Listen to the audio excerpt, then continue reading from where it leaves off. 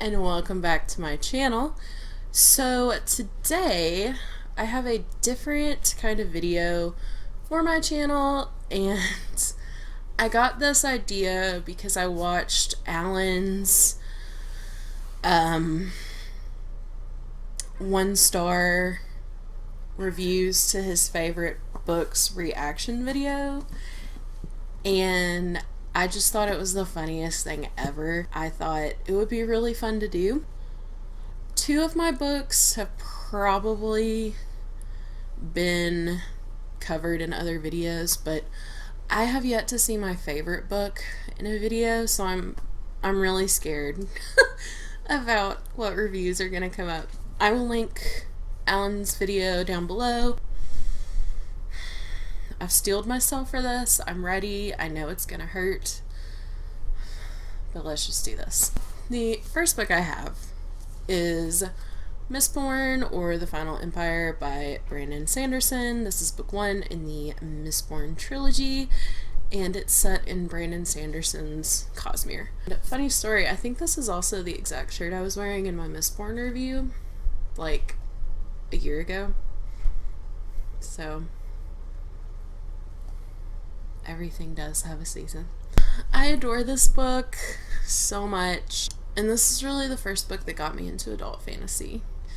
So let's see what people have to say. I'm looking down at my computer to see these comments, so if you see a glare, it's my computer screen. Okay. Alright, Corey recommends it for no one. Juvenile, no character development, no characters I cared about, unappealing plot. How dare you? That makes me so sad. There was so much character development, and I cared about all the characters, even the Lord Ruler. He had a story. An unappealing plot? Okay. Dana wrote, I made the mistake of reading this immediately after reading China Miéville's Perdido Street Station, which is like eating a stale Little Debbie's cupcake after a slice of the richest, most magnificent chocolate cake you've ever had in your life. The characterization was so painful I couldn't get through it. The premise and the magic system are creative, but that's the only praise I have to offer this book. I eventually threw it at a wall. Who hurt you? Ola said, in this novel there are 440 nods of the head, 299 smiles, 200 frowns, 152 shakes of the head, 166 glances, 120 sighs, 93 shrugs, 50 raised eyebrows, 31 pairs of rolled eyes, and 5 uses of the word maladroit. And a partridge in a pear tree. Edward said, queasifying amalgam of bad theology, cliches, and preposterous action sequences set in a bland, quasi-medieval monoculture. Don't believe the hype. Well, I don't think queasifying is a word. Preposterous action sequences and bad theology. I am not a religious person, but the theology in Mistborn is one of the things I absolutely love about it.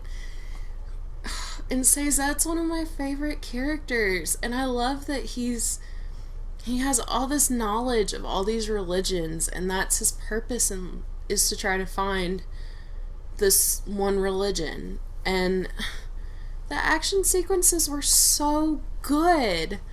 They have to use metal, and they can do things that superheroes do. And Edward, you're on my list. Okay. Veselin, I think that's how you pronounce it, said, I really wanted to enjoy this book. I really did. Sadly, The Final Empire, first book of the original Mistborn trilogy, totally mistbored me. Cue the sound of a lame joke trombone. The characters. Oh God, the characters. Vin and Kelsier should be the most painful example of cardboard cutout characters. Should be or are?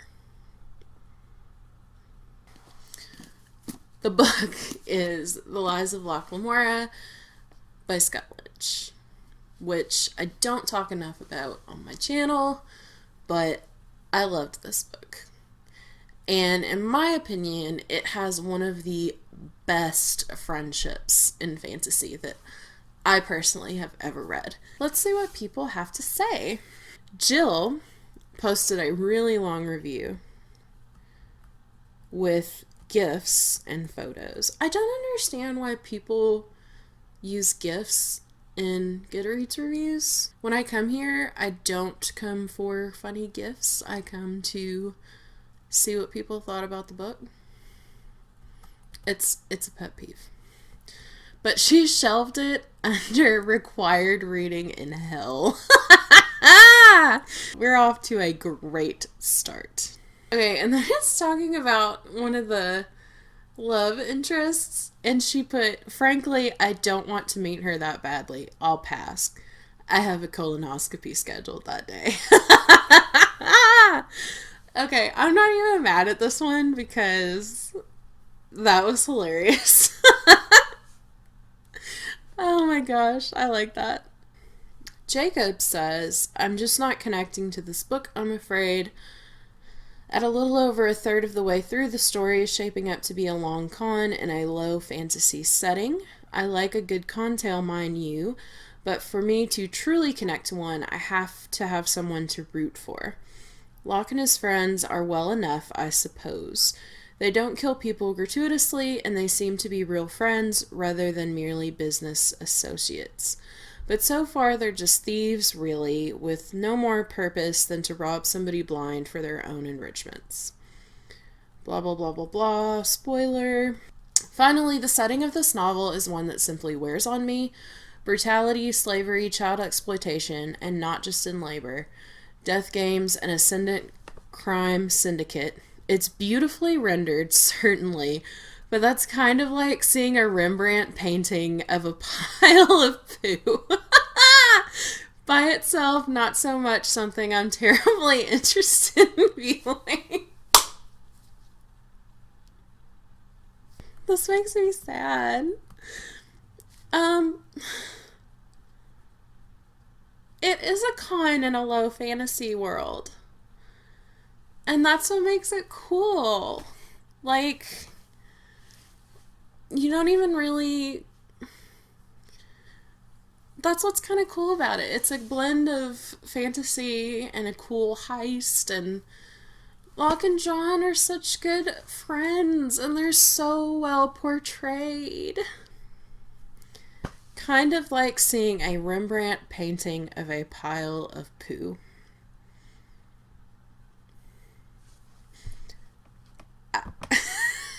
Can't. Jackie put this on her unfinished indefinitely shelf. There's a lot of things that bother me about it. Number one, veritable diarrhea of superfluous details.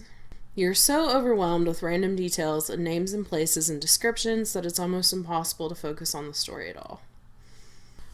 Dialect language choices make no sense. Almost every thief in the book talks like they swallowed a thesaurus for breakfast. But when you first run across nobility, they are woefully underspoken by comparison. It seems like nonsensically long words are the province of the poor and uneducated.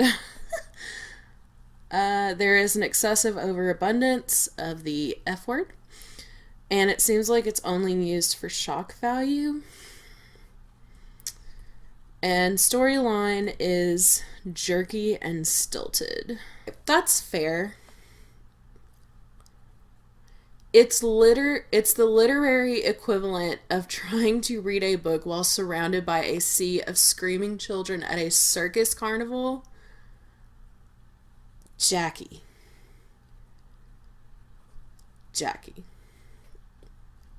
Okay, her point about the storyline being jerky and stilted, I can kind of understand that because Scott Lynch does do time jumps. And it took me a little bit to get into it. But when you realize that the past scene that you're reading about directly affects what's happening in present times, like,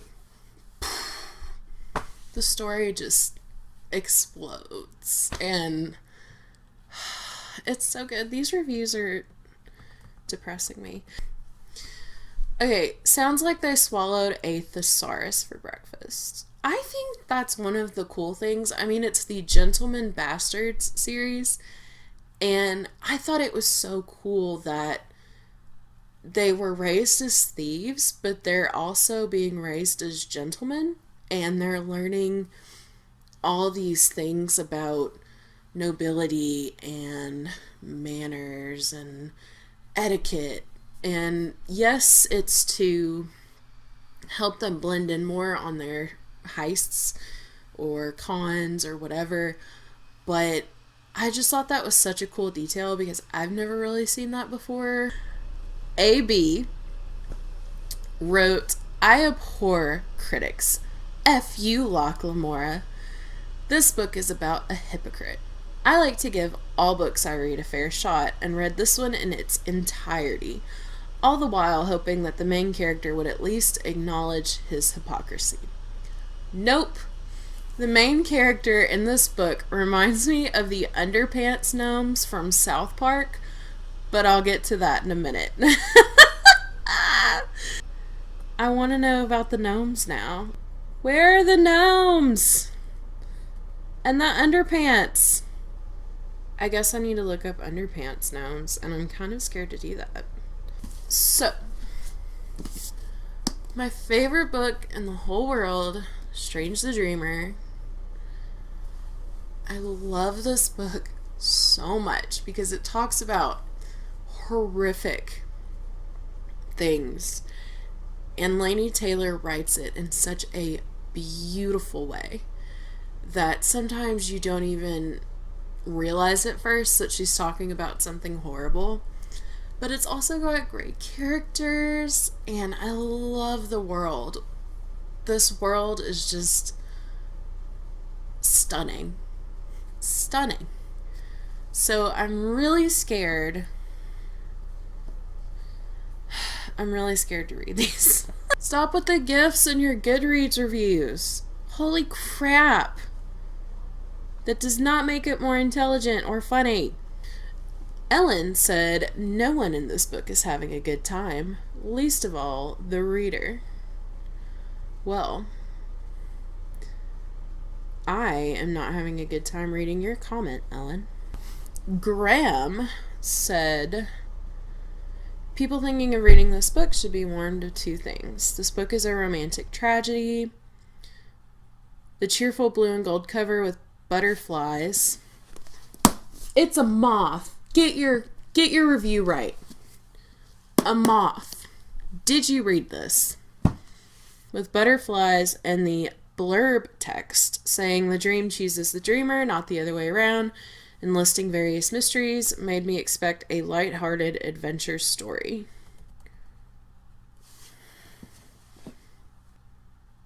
Okay. I just double checked. The synopsis on the back of the book, the last line, fall into a mythical world of dread and wonder, moths and nightmares, love and carnage. Carnage. Not really a lighthearted romp. There's no resolution at the end. The last sentence is because the story was not over yet. But it also says to be continued. Because there's a sequel. A sequel. And honestly, if it weren't for these two... Okay. The series as a whole may end up enjoyable, but the end of this book walks off a cliff. If it weren't for these two things, I might be giving this book a 5... This book, 5 stars. Laini Taylor did a great job of pulling me along and keeping me engaged. I like the florid writing style, although at times the prose was a bit too purple. Fair. The characters were vivid and distinct, their struggles believable. The hover text for the stars on Goodreads ties my rating to how much I liked this book and I did not like it. I acknowledge that Taylor is a master storyteller.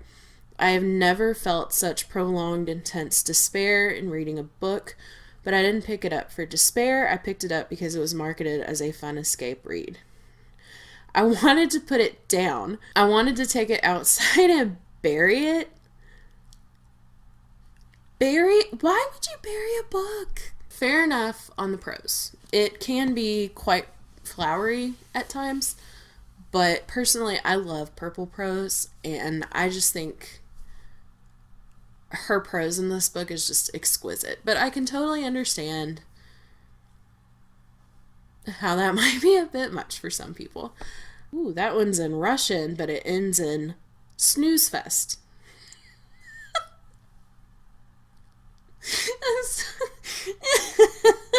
Sorry. Something about that.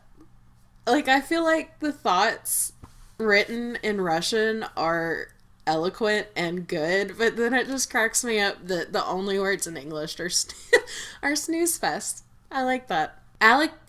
Alexander Hamilton.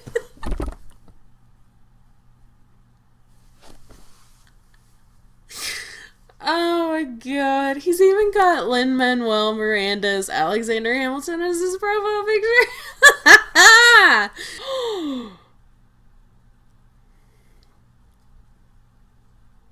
Oh no, you did not. Okay. This one is kind of long, but okay. Talia wrote, "When will it ever end? Why does this have so many great reviews? Oh wait, people like Twilight too. Why are you comparing the most beautiful book ever written to Twilight? Why are people like this?" Marjorie said, 500 pages of flowery BS. Every minute was torture. I couldn't DNF it because I physically owned the book. The only thing that kept me going was the satisfaction of rating this 1 star. That's so mean. Okay, also, like, oops, I didn't mean to like that. I understand, you know, wanting to finish something when you own it, but if you're not enjoying it, it's okay to not continue with it. This really depressed me and I need wine. So I'm gonna stop now because Mama's gotta work tomorrow and we don't need a hangover. I don't even know what to say. I'm really sad about those 1-star reviews, but I will say I was not expecting so many of them to be so entertaining. Like, I'm sad that they hated it, but I love a good, witty comment. But if you haven't read these, I highly recommend you do, because they are all fan-freaking-tastic and absolutely beautiful. If you like this, Lucy, you are interrupting my art. So if you like this video, please give it a thumbs up and click the subscribe button if you like. Have you read these books? What did you think of them? Or if you don't have anything to add, but you just want to let me know you're here, drop an emoji down below. Preferably an emoji that gives you a sense of happiness. I'll leave it up to you. So, as always, thank you so much for watching, and stay safe, and I will see you guys next time. Bye.